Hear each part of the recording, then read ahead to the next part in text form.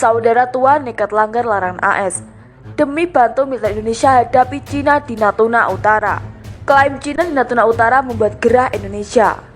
Maklum, Cina mempunyai kekuatan militer besar yang tak bisa ditandingi oleh Indonesia di Natuna Utara.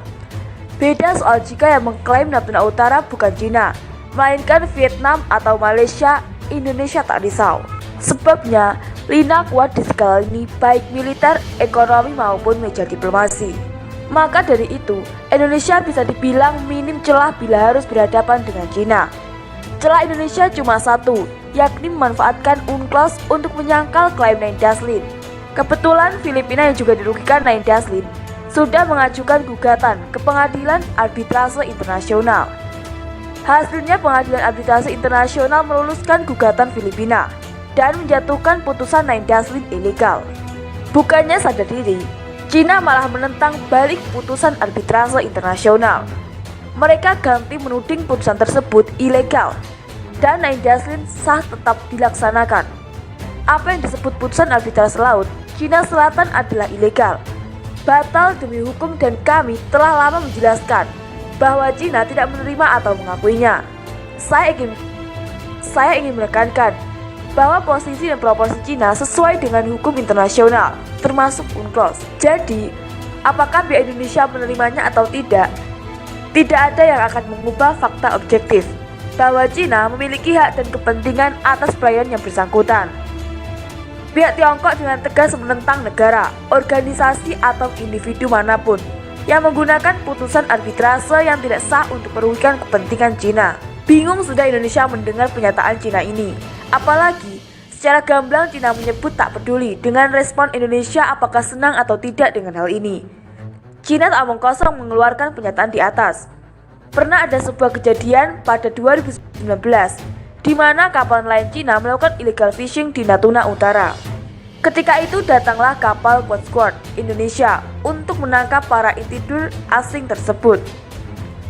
Kapal Coast Guard Indonesia lantas berhasil meringkus para nelayan Cina dan hendak membawanya ke daratan untuk menjalani pemeriksaan.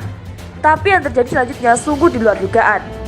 Mendadak ada kapal penjaga pantai Cina bernomor lambung 5302 dan 2169 datang ke lokasi. Mendadak ada kapal penjaga pantai Cina bernomor lambung 5302 dan 2169 datang ke lokasi untuk menggagalkan usaha aparat Indonesia. Kapal-kapal nelayan Cina tidak menunjukkan kelemahan. Lagi pula kita memancing di perairan kita sendiri dan tidak ada yang namanya illegal fishing seperti yang dianjurkan oleh Indonesia. Oleh karena itu, kita juga berjuang untuk itu. Ketika kapal penjaga pantai terbesar di Indonesia menekan kapal nelayan Cina, Cina segera mengirim kapal penjaga pantai tambahan 5302 dan 2169 kapal untuk bergabung dalam operasi perlindungan penangkapan ikan. Dan tidak ada yang namanya illegal fishing seperti yang dikatakan oleh Indonesia. Walhasil, penangkapan tak 100% berhasil. Indonesia cuma menangkap kapten kapal dan beberapa anak buahnya.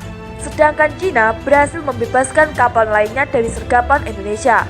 Untuk semakin menegaskan klaimnya, Cina langsung meluncurkan kapal Coast Guard berukuran jumbo miliknya. Kapal tersebut dinamai Haikun 09.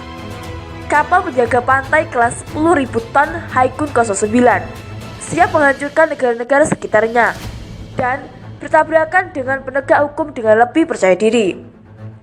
Kemarin, kapal penjaga pantai kelas 10.000 ton Haikun 09 secara resmi dikirim ke Departemen Penegakan Hukum Maritim. Haikun 09 dilengkapi dengan 4 mesin diesel. Kecepatan maksimum dapat mencapai 25 knots. Sebagai kapal penegak hukum polisi maritim, Kapal ini dilengkapi dengan sistem Blitzer cerdas, platform lepas landas, dan pendaratan helikopter. Kelas Cina ini menjadi alarm siaga bagi Indonesia. Yang pasti, pembentukan batalion komposit untuk menjaga Natuna sudah dilakukan Indonesia.